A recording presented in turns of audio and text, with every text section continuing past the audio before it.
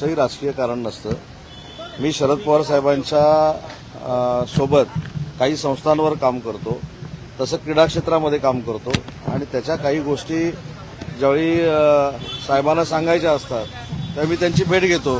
त्याच्यामुळे आजच्या भेटीमागं कुठेही राजकीय कारण नव्हतं, कसलंही कारण नव्हतं. ज्या संस्थांवर मी साहेबांसोबत काम करतो त्या संदर्भातली फक्त चर्चा होती आणि ती 5 मिनिटं झाली आणि त्याच्यानंतर मी निघालो.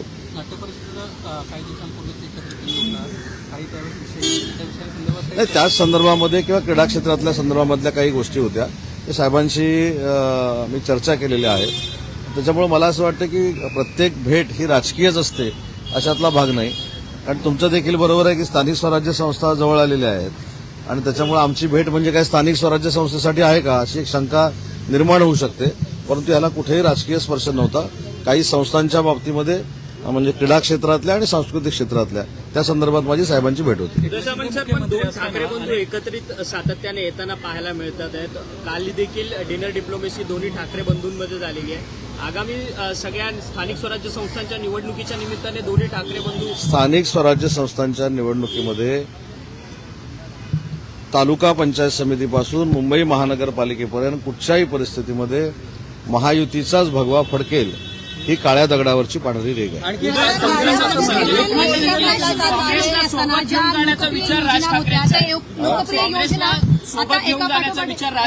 संजय राऊत म्हणतात नाही, काय कोणाचा निर्णय असेल ते घेतील ना ते, कारण शेवटी त्यांचे स्वतंत्र पक्ष आहेत. स्वतंत्र पक्षामध्ये त्यांनी काय करावं हे त्यांनी ठरवलं पाहिजे. परंतु हे सगळं करत असताना काँग्रेस स्वातंत्र्यवीर सावरकरांचा कायम अपमान करते, त्यांना ही न लेखते, हे देखील काही लोक अभ्यास करतील ना. शिंदेंनी सुरू केलेल्या अनेक योजना ज्या आहेत त्या एका पाठोपाठ बंद होताना पाहायला मिळतात. आता माझी शाळा हे देखील आता योजना जी आहे ती बंद होताना पाहायला मिळते.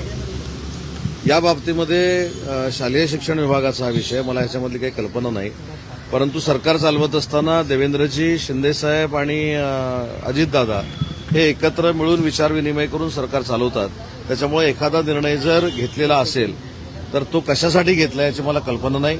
परंतु ज्या मुख्यमंत्री माझी लाडकी बहीण सारख्या योजना आहेत त्या कधीही बंद होणार नाहीत ही भूमिका सरकारची आहे आणि ती सरकारची भूमिका कायम राहणार आहे. योजनेमुळे ज्या गोरगरिबांना इतर योजनांचे जे लाभ घेत होते मागील काही वर्षांपासून, आनंदाचा शिदा असेल किंवा तीर्थक्षेत्र योजना असेल, या मी सगळ्या तेच सांगितलं की या संदर्भामध्ये मी माहिती घेतो, कारण मला ही माहिती नाही. मला माहिती मुख्यमंत्री माझी लाडकी बहीण योजनेबद्दल 100% आहे.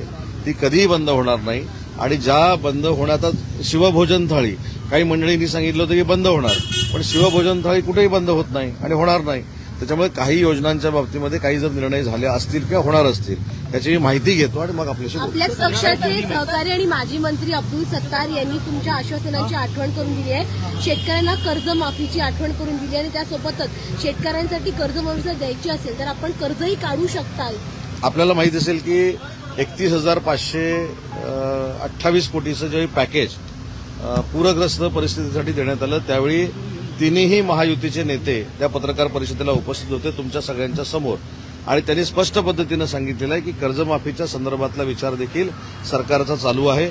योग्य वेळी तो आम्ही निर्णय घेणार आहोत आणि त्या पद्धतीनं वर्किंग सुरू आहे. रवींद्र धंगेकर घायवळ प्रकरणामध्ये सातत्यानं रवींद्र धंगेकर एक आरोप करताना पाहायला मिळतात. चंद्रकांत पाटील यांच्या कार्यालयामधील समीर पाटील यांचाच हात आहे अशा पद्धतीने म्हणतात, परंतु त्यांना दाबण्याचा प्रयत्न होतो. दाबण्याचा काय प्रश्न येतो? दाबण्याचा काही प्रश्न येत नाही. मुद्दा असा आहे की रवींद्र धंगेकर हे आमच्या शिवसेनेचे महानगर प्रमुख आहेत आणि त्यांनी काल माननीय मुख्य नेते एकनाथ शिंदे साहेबांची भेट घेतलेली आहे. त्यांच्या भेटीमध्ये चर्चा झाली असेल, परंतु महायुतीमध्ये कुठेही अडचण होणार नाही याची दक्षता प्रत्येकाने घेतली. शेवटच्या आठवड्यामध्ये रोहित पवार म्हणतात की रवींद्र धंगेकरांचा आवाज दाबण्याचा कुठेतरी प्रयत्न केला जातोय अशा पद्धतीचं मत ते व्यक्त करतात. नाही, आता येता येता मला रोहितजी पवार देखील भेटले होते पण ते मला असं काही बोलले नाही.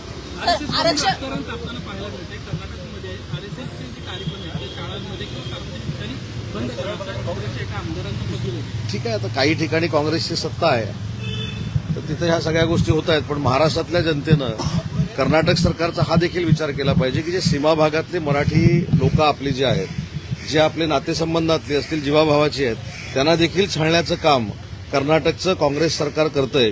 छत्रपती शिवाजी महाराजांचा विचार देखील बाजूला करण्याचा विचार कर्नाटकचं सरकार करतंय. त्याच्यामुळे काँग्रेस छत्रपती शिवाजी महाराजांना मानत नाही, काँग्रेस स्वातंत्र्यवीर सावरकरांना मानत नाही, काँग्रेस कोणालाच मानत नाहीत, एवढी ती स्वयंभू झालेली आहे आणि त्यांच्याबरोबर युती करण्यासाठी काही लोक पुढे येत आहेत. त्याचा विचार ते करतील. तर आता पालिका निवडणूक आहे, शेवटच्या आठवड्यामध्ये आरक्षण निघणार आहे आणि असं असताना आता अनुसूचित जाती जमातीचं जे आरक्षण आहे त्या संदर्भातली एक अधिसूचना सरकारने जाहीर केलेली आहे. काय वाटतं, फटका बसेल दोन्ही शिवसेनेला, तुम्हाला देखील? एखादा GR काढल्यानंतर त्याचा पूर्ण अभ्यास करूनच तो GR काढला जातो. राजकीय आरक्षणामध्ये कुठच्याही अनुसूचित जाती जमाती असू देत, अनुसूचित जाती असू देत, OBC असू देत, कोणावरही अन्याय होणार नाही ही निवडणूक आयोगाची देखील भूमिका असते आणि सरकारची देखील हीच भूमिका आहे. त्याच्यामुळे निवडणुका आल्या की काही लोकांमध्ये जातीमध्ये गैरसमज पसरवण्याचं काम करतात. ती एक प्रोसिजर सुरू झाली, याचा अर्थ निवडणुका आता लवकर लागणार आहेत. त्याच्यामुळे अनुसूचित जाती जमाती असू दे, अनुसूचित जाती असू दे, कुठच्याही घटकावर राजकीय अन्याय होणार नाही ही भूमिका सरकारची. तुमचा मित्रपक्ष असलेला भाजप आता सध्या स्वबळाची भाषा करताना पाहायला मिळतोय. सातत्यानं त्यांचे नेते मंडळी तुम्हाला कुठेतरी डिवचण्याचा प्रयत्न करतात आहेत का? गणेश नाईक असतील, इतर जिल्हाध्यक्ष असतील, नेते मी मंडळी याचं उत्तर दिलेलं आहे की तुम्ही ज्या व्यक्तींबद्दल बोलताय ती म्हणजे भारतीय जनता पार्टी नाही. त्यांच्यामध्ये देखील अनेक पक्ष आहेत, जे बोलतायत त्यांच्यामध्ये सुद्धा अनेक पक्ष आहेत. त्याच्यामुळं ते कधी कधी शरद पवार साहेब राष्ट्रवादीची भाषा बोलतात, कधी कधी भाजपची भाषा बोलतात. हे माझ्यापेक्षा तुम्हाला चांगलं माहिती आहे. विधानसभेच्या निवडणुकीला कोण कुठनं निवडणुका लढल्या हे पण तुम्हीच दाखवलेलं आहे. त्याच्यामुळे माझ्यापेक्षा याची उत्तरं तुम्हाला चांगली माहिती आहेत. राष्ट्रवादी काँग्रेस शरद पवार साहेबांबरोबर देखील सोयीस्कररित्या राजकारण करायचं आणि भाजपाबरोबर देखील राजकारण करायचं हे देवेंद्रजींना पूर्ण माहिती आहे.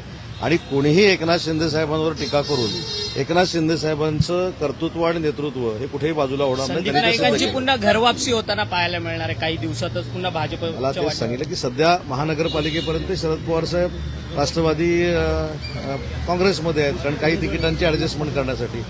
हे सगळं राजकारण देवेंद्रजींना माहिती आहे. त्याच्यावर मी काही जास्त बोलणं योग्य नाही, कारण गणेश नाईक साहेब देखील सिनियर आहेत आणि त्यांच्याबद्दल मी बोलणं योग्य नाही. पण त्यांनी देखील माननीय एकनाथ शिंदे साहेबांबद्दल बोलू नये, कारण ते आमचे मुख्य नेते आहेत. त्यांच्यावर केलेली टीका कोणीही शिवसैनिक सहन करणार. काल भाजपची कोकणची बैठक झाली. घालण्यात आलेलं आहे. आता आधार कार्ड जे आहेत लाडक्या बहिणींना आपल्या पतीचं किंवा वडिलांचं जोडायचं आहे. मग ज्यांच्या मला असं वाटतं की ह्या सगळ्या नियमातल्या अटी ज्या आहेत या कदाचित आपल्या सगळ्यांना आता जाणवल्या असतील, पण ह्या ऑलरेडी आहेत. आणि KYC असेल किंवा ह्या सगळ्या गोष्टी ज्या आहेत या महिला भगिनींना सोयीस्कररित्या हे सगळे पैसे मिळण्यासाठीच केलेले आहेत. त्याच्यामुळे कुठेही पात्र महिला भगिनींवर अन्याय होणार नाही. आणि तो अन्याय जर होत असेल तर आम्ही सगळे सरकारमधले मंत्री लक्ष घालून तो दूर करू. सर कोकण भाजपची बैठक झाली. कोकण भाजपच्या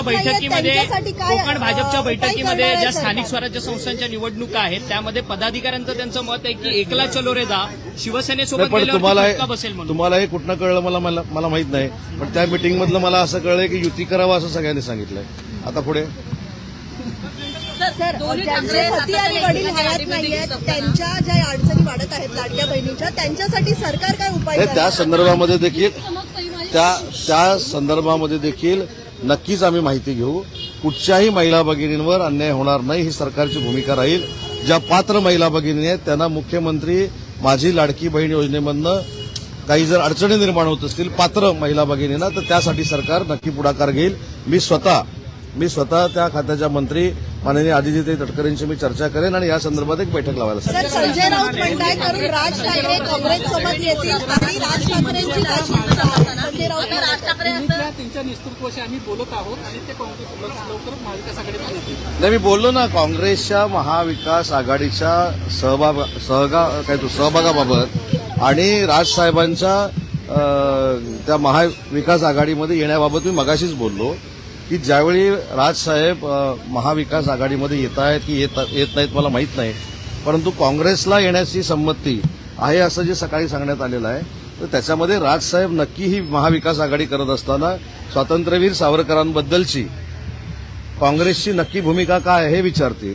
कर्नाटकमध्ये काँग्रेसचं सरकार आहे जे मराठी माणसाला त्रास देत आहे, छत्रपती शिवाजी महाराजांचे पुतळे हटवत आहेत, या सरकारला जाब विचारतील. ते काँग्रेसच आहे आणि त्याच्यानंतर ह्या घटना घडतील असं मला राजकीय वाटतं.